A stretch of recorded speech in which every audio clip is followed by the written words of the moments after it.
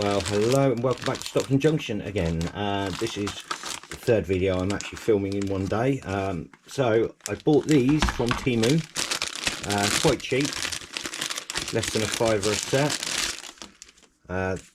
And what they are is LED lighting with USB connectors, and what I'm planning on doing with this is using it underneath the layout to light up the fiddle yard areas. So I've got I've got two different types, and then that one. The others are slightly different. I think these are only the shorter ones as well, because I don't need all of them the same length. But they all have the USB plugs, so you can just plug them in. Alternatively, you could cut this off under here and rewire it if you wanted to, but I'm not going to with this one. But with these I probably will, because I don't want them all in the same place, and this lead isn't very long. So what I'm probably end up doing is with these, you've got these two little tabs there. Now where those tab lines are, there's a little dotted line across there. I don't know if you can see that, but you can actually cut these. So say you only wanted a foot, I could get some out.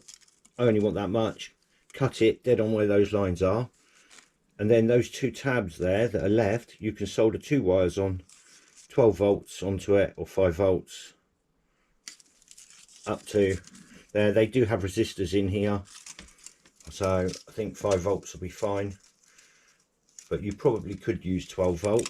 I'm not sure. Usually you can put 12 volts on these because of the resistors in there, but yeah, so it does say 5 volt plus, so I would assume you could use 12, but it's minimum of 5.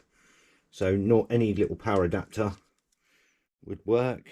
But yeah, I'm going to wire all these up. I might actually try and wire them all together, actually, those two, to a separate thing, and I'm going to light up the underside of the layout. What that it will mean is I've got to put some little boards all the way along, just so that I've got something to fix these two.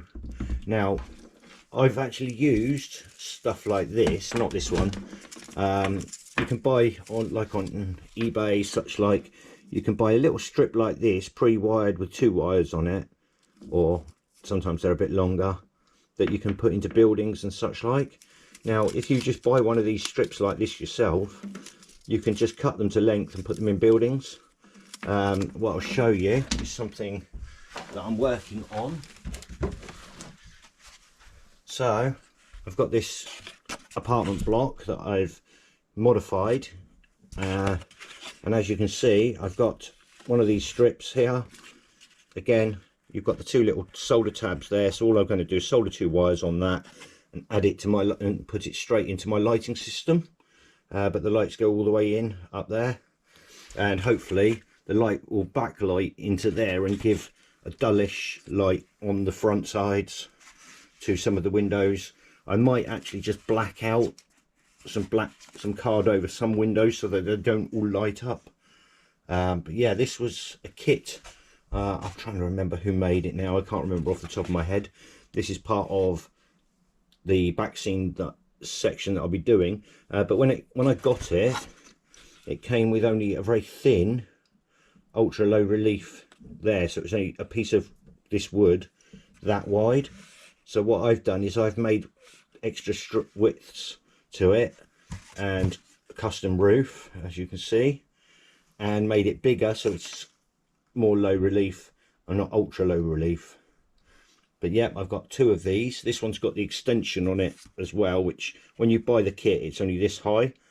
So I've got one of these that's this high, and then this one's got the extra 3 floors. You can actually add more floors to it as well if you wanted to make it even bigger, but this is ideal for what I want. And yeah, that's going to be in the back scene elements in the very near future for a special little cameo that I'm going to be doing at the back there, which I'm not going to reveal about yet. But yeah, so hope you enjoyed this so far. What I will do is I'll get some of this in place You'll see how these temu lights are, how good they are, how bright they are, and whether they give me enough light under the layout there to see what I'm doing. Because if I take it down, I'll just straighten the camera up a tad a second. So if I take you underneath, you'll see it's pretty dark under there. Now I've put a few locos and trains in place already. If I put that on, you can see my lights have just come on some of my trains. Yeah, but yeah, so I need to see down there a bit better. So I'm hoping that these lights are going to do the job. So I'll get these fitted in place and we'll have a look. And if I'm going to rewire the other ones, I'll show you how I'm doing it and what I'm going to do. So I've installed some of the lighting. You won't be able to see a lot at the moment, but what I've done is I've installed these batons along there. I've installed 2 strips of lighting, so there's 2 lots of batons and 2 long strips. Now the first strip was a longer one and it went all the way to the end. The other strip was a shorter one, so I had to join it along. And if I just show you, so what I've done, here's the plug from the USB. I've got the switch here, and from the switch I've cut the wiring. Now I've joined them with Wago connectors for now, which you could use, saves soldering. But the reason I've done this is because later on I'm going to mount this in the board here on the front. The wires will go through that side and through that side, and then I'm going to also cut this wire and extend it to make it longer, so that from here obviously the wire and plug can go off underneath the layout, and all of these wires are joined to the other side with the Wagos. And as you can see, there's 2 separate lots. Now this is one lead with one switch. Now this one was the better one of the ones I bought. I'll see if I can put a link in the description to the one that I actually purchased, because the other 2, the switches are rubbish, absolutely awful. Well, they're not switches, they're just this, and they don't seem as good. This is just a light, there's no on and off switch. So for me, having this on and off switch is ideal. Now the thing is, how much more light have I got? So if we have a look, it's quite dull under there. Switch the light on, and wow, look at that, just 2 little strips all the way down, and I have tons and tons of light. Sorry about the wires in the way there, I haven't wired everything in yet. So yeah, absolutely brilliant. Now I can see where my trains are, I can see everything. So this cost me 20 quid for 6 strips of wood, bearing in mind I've got a very long fiddle yard, so there's 6 meters on each strip there, so that's 4 2.4 meter strips, I think it was, from Wicks. 20 quid, or £21 actually, and about 10 quid for 2 sets of light strips. And obviously if you've got a much smaller layout, you could probably use 1 light strip in 2 pieces and a couple of buttons or whatever, or if you need some under lighting. It's pretty damn good. I'm really happy with it. I mean, it gives me all the light I need now. I can see under there. I'm planning obviously automation, so most of the stuff won't need to be viewed, but if I wanted to manually run anything, I need to be able to see what I'm doing. And I'm also planning on putting a couple of cameras as well, so that I can spot where the trains are, so that they stop in the right places.